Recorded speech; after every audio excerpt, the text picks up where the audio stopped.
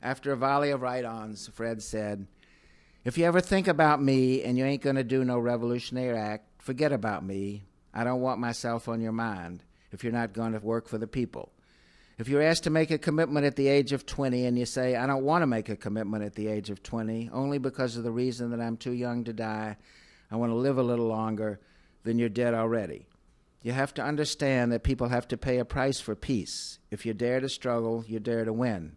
If you dare not struggle, then damn it, you don't deserve to win. Let me say peace to you if you're willing to fight for it." Later, Fred asked the audience to stand up. We did. He then told everyone to raise his or her right hand, and repeat, "God, I am," and we responded, "I am." Let's put this off. He then said, "A revolutionary," and some in the audience repeated, "A revolutionary." I considered myself a lawyer for the movement, but not necessarily of the movement. The word revolutionary stuck in my throat.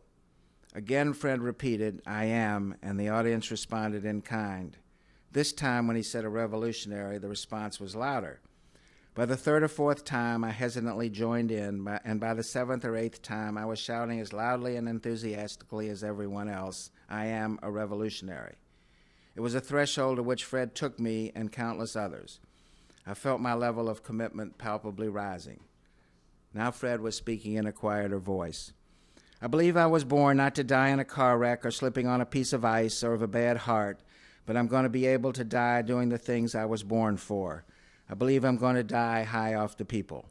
I believe that I'm going to be able to die as a revolutionary in the international proletarian struggle, and I hope that each of you will be able to die in the international revolutionary proletarian struggle, or you'll be able to live in it. And I think that struggle's going to come. Why don't you live for the people? Why don't you struggle for the people? Why don't you die for the people?" Fred finished. Everyone stood and applauded again, unaware of the truth of his prophecy. We chanted, "Free Fred Hampton," and the church reverberated with the clapping and stamping of feet. That was in August of '69. 2.5 months later, I was called over to the Panther office to help them. The Panthers had decided they wanted to buy their office. They had been attacked by the police twice with gunshots, gunfire, and once by the FBI. And every time they came in, they had destroyed the breakfast, dumped the cereal out on the floor, stole the membership list, stole the money, and basically, of course, never returned any of this. And the Panthers were always threatened with being evicted because they didn't do much for the property value of the building being on Madison Street. So they had decided to build it. So on December 2nd, I went over and walked up and met Fred Hampton, and we figured out what we had to do for the contract. And then as I'm walking away on Tuesday evening of December 2nd, I just remember Fred talking to the Panther members back and forth, show up at the breakfast program on time, sell your quota of papers. And he was like a modern day rapper. The rhythm between Fred and the people they were working off of his energy. But Fred didn't ask other people to do things he wasn't willing to do. He wasn't a commander, he was a participant. And he showed up for the breakfast program, and he served breakfast to the kids, and he sold newspapers. And I think that was one of the reasons he was so compelling. Was a leader, he was willing to do what he asked other people to do, and he had this tremendous charisma and energy that got people to believe that they could do things that otherwise they couldn't, including me. And that was Tuesday, and the following day I had a housing proposal which we had to finish typing to get for a coalition of low-income groups. And if you remember, when you had to type something that could have no mistakes in the 60s, you had to go back before computers, and if you put a paragraph in on page 11 of 30 pages, you had to retype the entire thing or white out. And it was a very laborious procedure, and I had somebody with me typing, and naturally it was mostly women at that time who did the typing. And so I had stayed up all night on Wednesday getting this project ready. I come home about 4 in the morning on December 4th, and 3 hours later, my partner, Skip Andrew, knocks on the door and says, "The chairman is dead. The pigs vamped on his crib this morning." And I couldn't believe it. I'd just seen Fred 36 hours before, bigger than life, and he made us believe we could do things that we didn't think we could do, and I was told he was dead.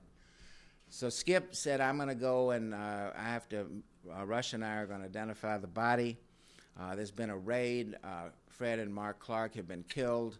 There were 4 Panthers in Fred's apartment who were shot. And there are 3 people who were just beaten up by the police. And so I said, well, I'll go interview the survivors at the Wood Street station. So I went down to the Wood Street station, and there, although the Hanrahan, and what happened was the police who did this raid were actually assigned to Hanrahan, the same state's attorney. Normally the state's attorneys don't carry out police raids, but he was so anxious to get credit for taking out the Panthers that it was his, instead of the gang intelligence unit or the regular police, it was Hanrahan's police that did this. So Hanrahan had orders no one was to talk to the survivors. I actually took my criminal code and I read it to the cop there, and I said, that's a felony, or to interfere with a lawyer talking to his client. And after a couple hours, I finally got to see Deborah Johnson in the Wood Street station. It was cold in the tiny windowless interview room at the Wood Street station. I looked across the wooden table at the large-boned woman with a short afro who was shaking and sobbing. Deborah Johnson's patterned nightgown outlined her protruding belly, revealing her pregnancy. Deborah had been lying next to Fred that morning when the police came in. She was 8.5 months pregnant with their child. Fred never really woke up, she said. He was lying there when they pulled me out of the bedroom. She paused. And then, I asked. 2 pigs went back into the bedroom. One of them said, he's barely alive, he'll barely make it. I heard 2 shots, then I heard he's good and dead now. Fred's fiancée looked at me with sad, swollen eyes. What can you do? I couldn't think of any reply. I couldn't bring Fred back to life. And that's how this legal saga started on December 4th, for me, on 1969.